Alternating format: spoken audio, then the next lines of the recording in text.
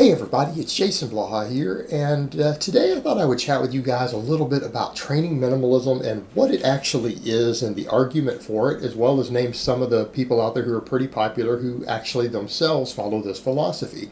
So let me put on my +5 hat of weaponsmithing, work on skilling up my crafting a little bit, and let's talk about this. Now, up front, off the top of my head, who can I think of who does training minimalism? Obviously, you guys know I'm a fan of it. I ascribe to this philosophy for the most part. Other people who are notable who do this, Eric Bugenhagen is a training minimalist, right? Big time. One of the most extreme minimalists out there. Now, some people are going to say, but sometimes he trains for hours every day. He's still a training minimalist. Who else? Martin Berkhan, the lean gains guy. Kinobody, who again stole his stuff from Martin Berkhan.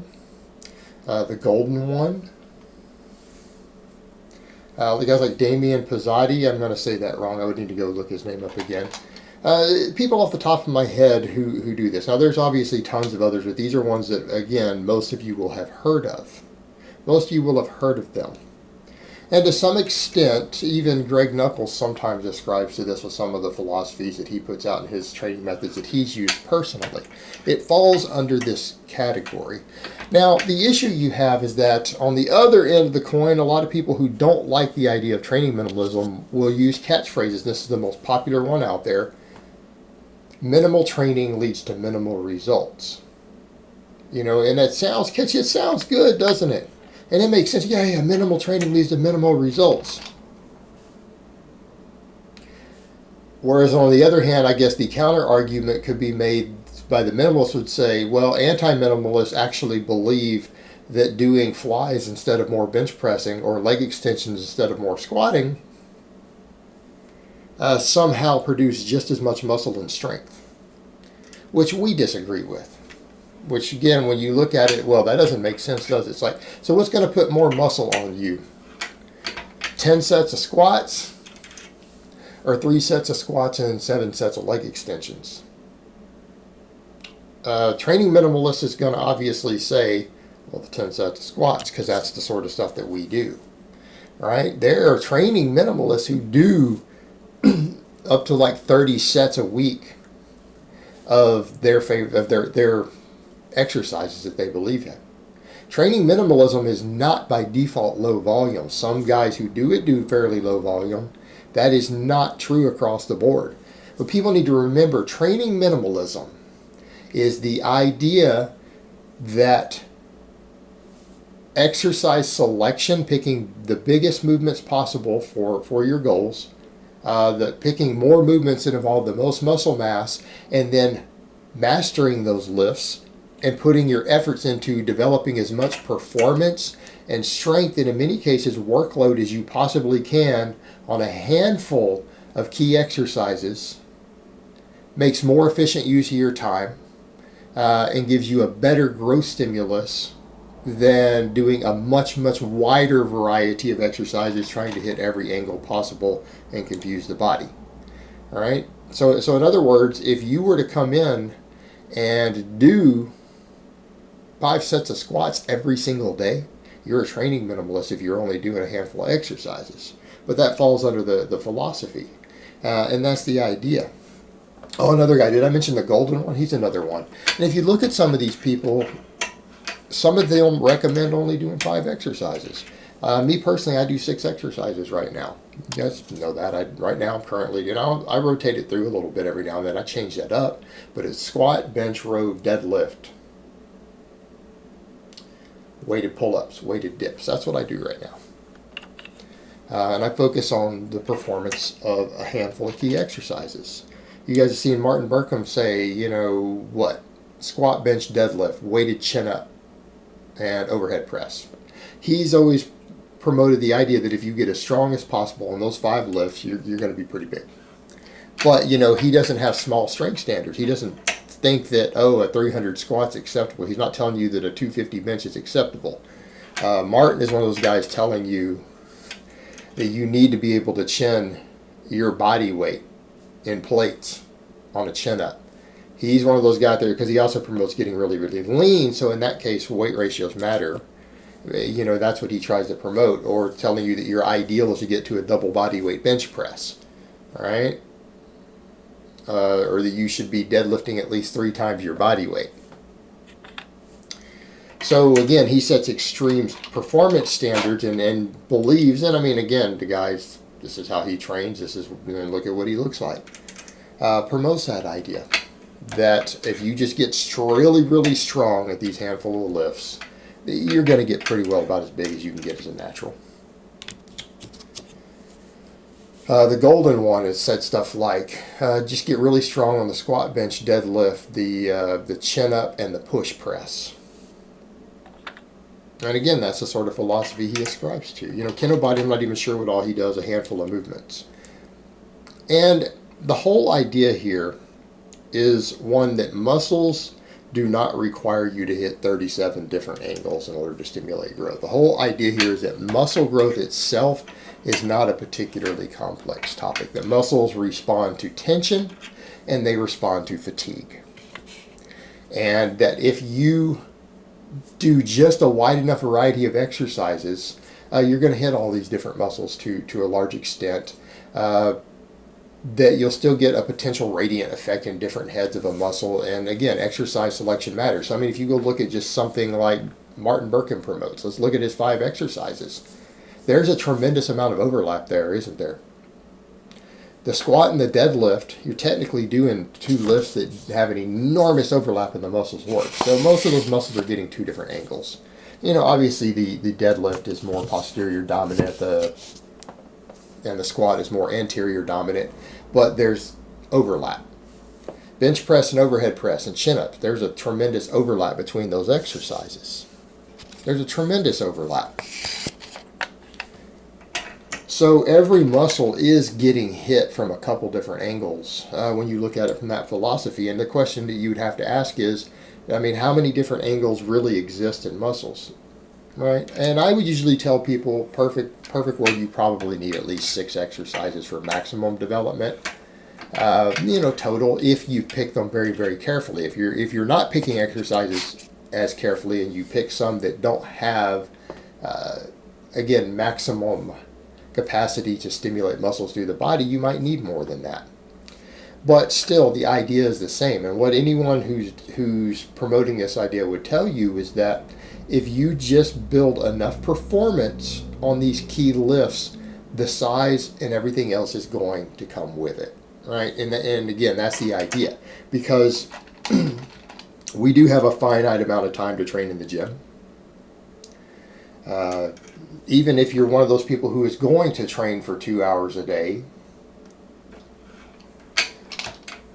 make every bit of that 2 hours count. In other words, don't sit around picking exercises that are not maximizing muscle growth unless you have a very, very good reason to do so. Right? There could be sport-specific reasons. You could have a legitimate weak point aesthetically or athletically, because again, 2 different topics that could be addressed by a smaller exercise. But the whole point here is that you shouldn't have so many that you need 5 or 6 different corrective exercises for anything. You know, you shouldn't have that many. Even someone who wants to kind of do the bodybuilding or physique thing, you can't have that many. Again, if you have multiple of those, then your whole body probably needs to grow. You just need to do more total heavy work.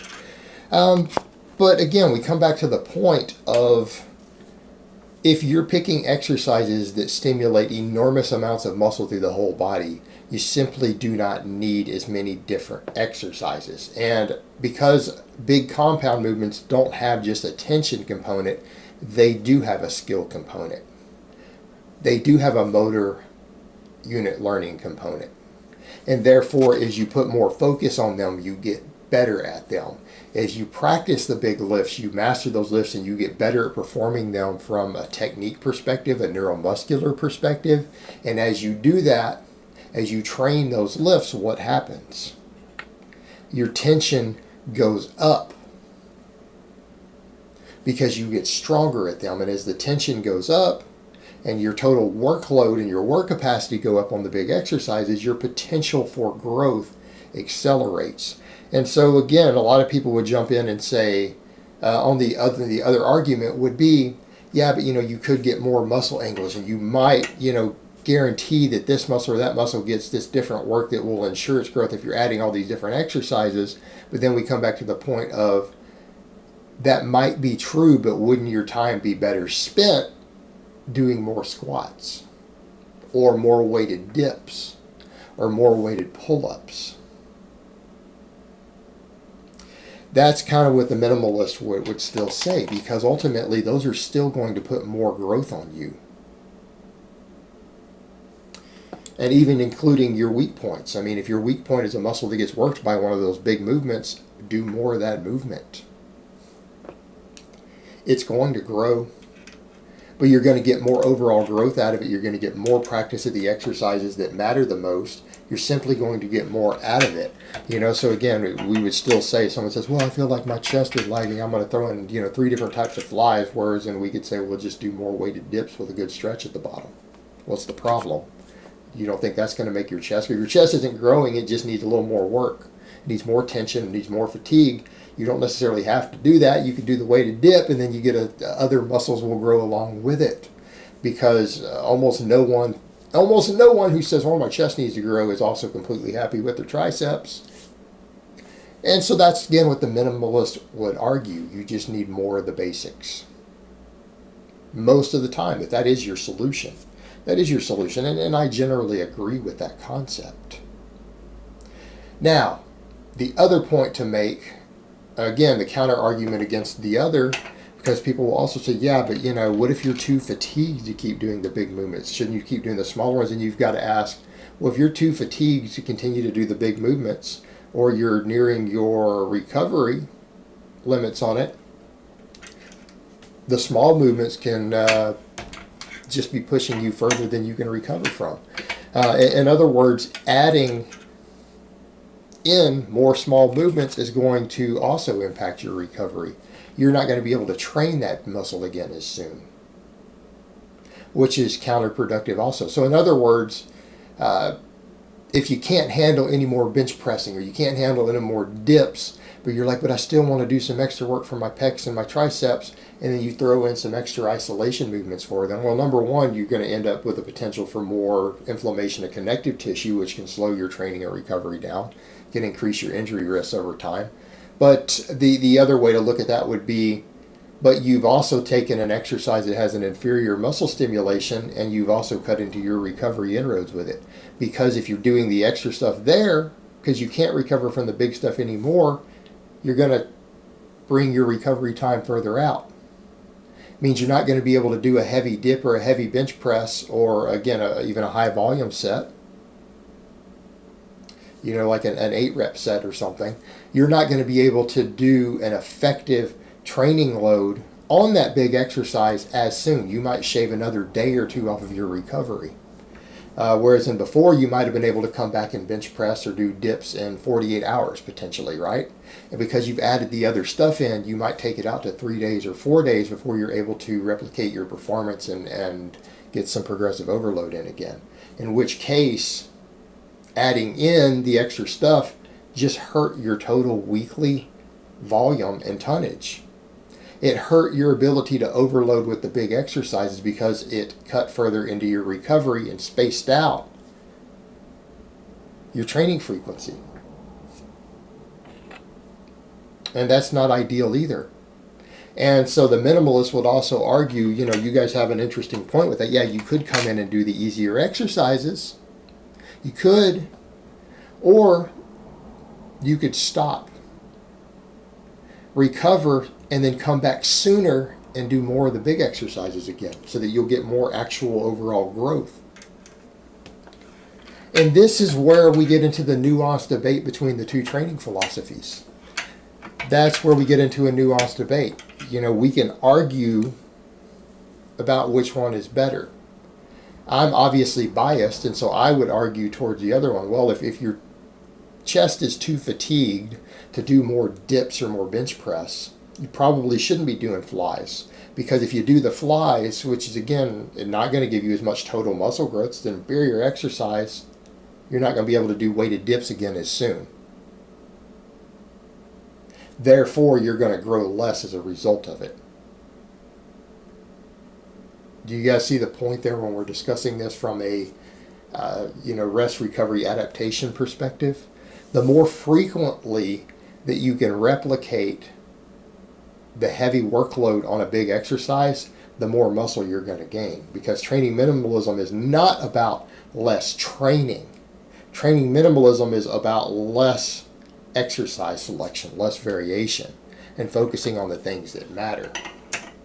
And interestingly enough, you do see the guys who promote that, well, you can do less and it will be fine. Again, Martin Berkhan. As long as you get a few really high quality sets and you focus on getting quality workload on the few sets you do, getting as much tension as possible, you don't even have to do them that frequently and you'll still get pretty good results. Because guys like Martin promote getting in and training 3 days a week. I may not be a fan of that version of the philosophy. I'm really not always a fan of that version. But there are plenty of guys who've done full body 3 days a week, or even guys who've done Berkhan's type stuff who have still gotten really good results.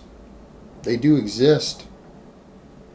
So we can't say it doesn't work. We could just argue that it might not be ideal. But then again, guys like him would argue, are you going to be a professional bodybuilder?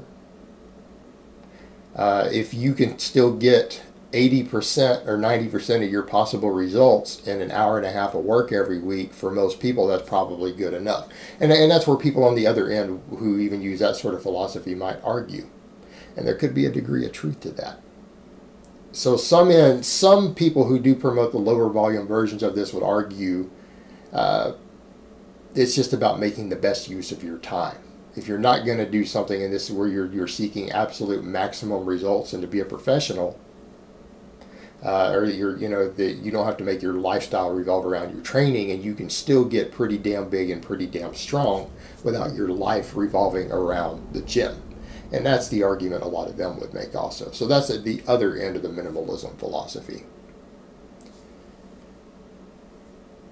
All right, guys, but that's really all I have to say on that today. I hope it's been informative, and I will talk to you guys next time.